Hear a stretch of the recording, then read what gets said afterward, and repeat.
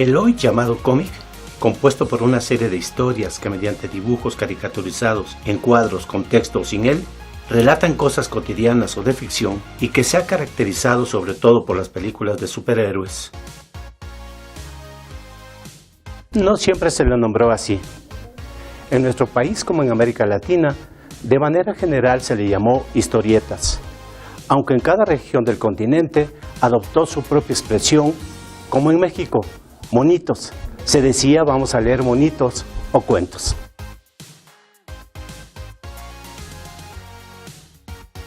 En Brasil, historia en cuadriños, historia en cuadritos. En Ecuador, revistas. En Venezuela, comiquitas. En Colombia, monachos. En Perú, chistes.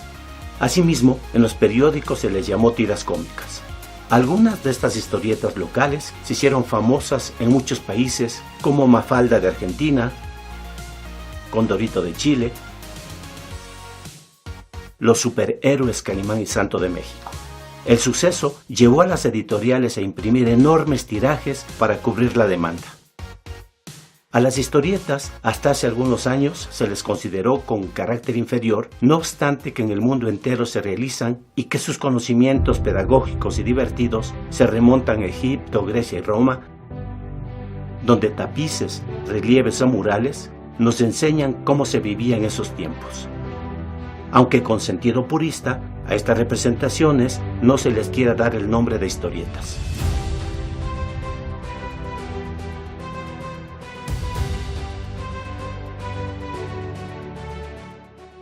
Lo que sí no genera duda alguna es que el creador del cómic o historieta, allá por los años 800 después de Cristo, debemos dar el crédito como el primero que caricaturizó los personajes de la Biblia y en cuadritos con cintillos para indicar quién hablaba, describía los pasajes religiosos. Lo más importante es que dejaba que las imágenes dieran información a una comunidad que no sabía leer ni escribir y menos que hablara latín. Se llamó Biblia Pauperum, Biblia de los pobres. El texto original lamentablemente no llegó hasta nuestros días y solo se conserva restos de una copia en la Catedral de Bremen, sumada a otras que fueron fechadas en el siglo XV a finales de la Edad Media con la técnica de impresión en plancha de madera. Si bien podemos nombrar a varios precursores, como Koikawa Harumachi, que en 1755 en Japón ya narraba historias cotidianas donde hacía escarnio del gobierno, o al dibujante y grabador Katsushika Hokusai, quien creó el término manga, o al inglés William Heath, que publica en 1825 Glasswood Looking Glass, el espejo de Glasgow, en el cual describía de manera satírica la vida de Escocia. Sin demeritar estos maestros, podemos declarar como el padre de la historieta moderna al suizo Rodolf Toffler, ya que fue el primero en aportar una teoría al tema, la cual trabaja en varias de sus tesis de lo que llamó literatura en estampas. En su ensayo de la fisionomía, da las características más fundamentales: interdependencia entre dibujo y texto, importancia de los personajes, dibujo narrativo, trazo espontáneo, caras expresivas, entre otros elementos. Su teoría fue materializada en Los amores del señor Vieja Leña e Historia del señor Jabot. Con estos antecedentes, centrémonos en Estados Unidos y la aparición del nombre cómic, que va unido a la creación de la industria editorial más grande del planeta, donde las historias cotidianas, solo mencionaremos algunas: Yellow Kid, El Chico Amarillo, Tarzán, Popeye el Marino, Dick Tracy, Mandrake el Mago, La Pequeña Lulú, rivalizan con los superhéroes Flash Gordon, Superman, Batman, la Mujer Maravilla, el Capitán América, quienes peleaban con seres humanos poderosos o alienígenas venidos de todo el universo que quieren acabar con la Tierra.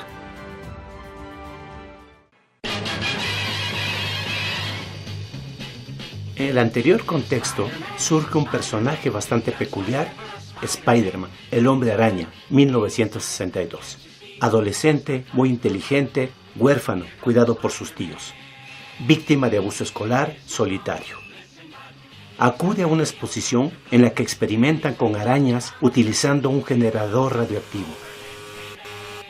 Es mordido por una de ellas y adquiere superpoderes. Este cómic, creado por el famoso Stan Lee e ilustrado por Steve Ditko y Jack Kirby, no fue aceptado por los editores porque decían: las arañas nunca han sido bien vistas por las personas y a muchas les da miedo, de ahí que no lo vamos a publicar. A insistencia de Lee, se incluyó en el número 15 de una serie que cambiaría de nombre a Amazing Fantasy. Fue todo un éxito. Se ganó su propia serie.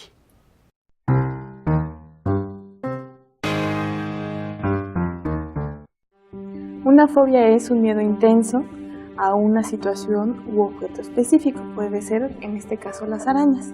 Las personas tienden a tener algunas reacciones cuando están enfrente de estos objetos, como sensaciones de palpitaciones, sudoración, y pueden también evitar los lugares en donde están estos animales, por ejemplo.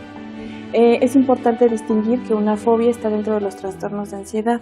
Por lo tanto, la ansiedad es algo que está presente siempre en las fobias y puede llegarse a dar un miedo muy intenso que aparece de repente y que se acompaña con un cúmulo de sensaciones como las que estaba explicando, en donde las personas tienen palpitaciones, están sudando mucho, se sienten enrojecidos y además tienen la percepción de que van a morir en ese momento porque están frente a ese objeto que les está causando miedo.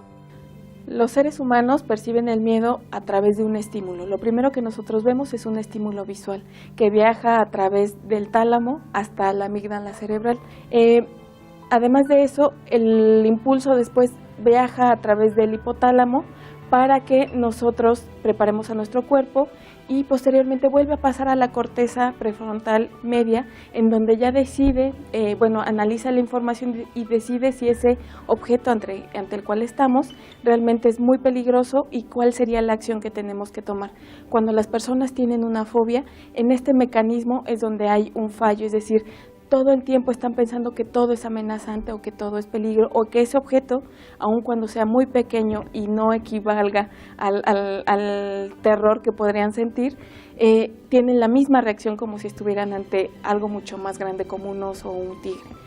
El tratamiento para la aracnofobia es la desensibilización sistemática. Lo que tenemos que hacer es exponer al paciente a unos pasos sucesivos de lo que menos temor le causa a lo que más temor le causa. En este caso, con las arañas, podríamos exponerlo primero a que vea a la araña en una película, después podría ser que la vea a algunos metros, después que se acerque un poco más, después que pueda tomarla, quizá con un papel, ¿no? Y después incluso que pueda tocarla y quitarla de ese lugar y moverla a otro.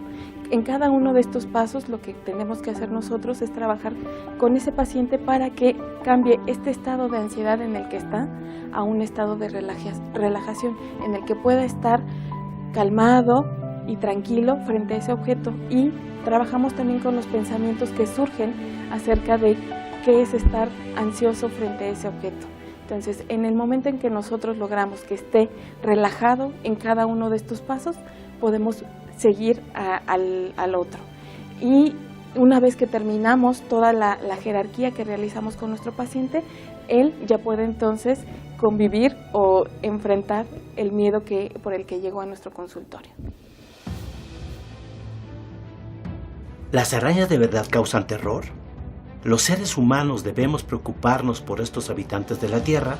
Conozcamos algunas de sus características y siempre recuerden que no debemos confundirlas con insectos.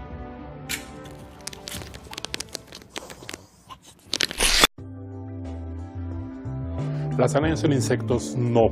Las arañas pertenecen a un grupo muy grande conocido como los artrópodos, los cuales tienen primos cercanos, en este caso los insectos por un lado, los crustáceos por otro lado y los 100 pies o los 1000 pies por otro lado, junto con algunos otros grupos extintos actualmente. Entonces las arañas no son insectos, las arañas comparten ciertas características que los diferencian de los insectos, es decir, que las arañas tienen de entrada 8 patas, los insectos solamente tienen 6. Las arañas nunca presentan alas, nunca presentan antenas, contrario a los insectos. Además tienen su cuerpo dividido en dos partes, una parte anterior, que es el prosoma, y una parte posterior, que es el opistosoma. El prefijo pro es adelante, soma es cuerpo, entonces la parte anterior del cuerpo, la parte posterior del cuerpo. Ambas partes están unidas por una pequeña cintura de avispa que le llaman, que es el pedicelo, por el cual recorren los órganos tanto reproductores como de excreción y demás. Entonces, bueno, esas características, además de tener piezas bucales en forma de quelíceros o como de especie de agujas hipodérmicas, la producción de la seda por unas glándulas asociadas a la parte posterior del cuerpo, les permiten a las arañas ser eso exactamente, arañas, y no ser confundidas con insectos. Los trabajos que la Red Iztaccala realiza con arañas, bueno, de alguna manera inician un poco a raíz de mi adscripción a la facultad. Tengo un proyecto con arañas urbanas, el cual he estado desarrollando y tiene como finalidad reconocer la fauna de arañas que habita en las viviendas humanas. El proyecto tiene o intenta tener un alcance para poder conocer esta gran diversidad que se encuentra en las viviendas humanas en relación solamente en este caso con las arañas. Normalmente uno piensa que la mayor diversidad de especies se encuentra en selvas, en bosques, en desiertos, en algunos otros ecosistemas, pero los ambientes urbanos son un buen lugar para poder conocer la diversidad, en este caso de las arañas. Entonces el proyecto está encaminado a reconocer la fauna de arañas urbanas, determinar estos organismos a nivel de familia, género, de especie, y en aras de poder, de entrada publicar estos resultados y poder tratar de plantear alguna especie entonces para poder reconocer si estas arañas verdaderamente son asiduas personas, sujetos que viven dentro de las casas, o son organismos que entran y salen de las viviendas de manera intermitente. También para poder conocer qué tipo de especies se encuentran en las viviendas, si son de peligro para los seres humanos, en este caso por la cuestión del veneno. El veneno lo inoculan a partir de sus piezas bucales, que son los quelíceros. Tienen una glándula de veneno asociada a estos quelíceros. Entonces, bueno, tratar de conocer también qué especies son de importancia médica para los humanos, y con ello, pues, bueno, tratar de implementar unas medidas de seguridad, ¿no? Actualmente hay algunos datos sobre un par de especies que se han encontrado que han causado daños para los seres humanos, en algunas zonas como en la parte norte del país, pero también hay algunos casos de manera aislada en la Ciudad de México, ¿no? Entonces, bueno, una de las finalidades de este proyecto es tratar de poder reconocer toda esta fauna y poder darle una solución a este tipo de problemas de salud pública que cada vez se incrementa más.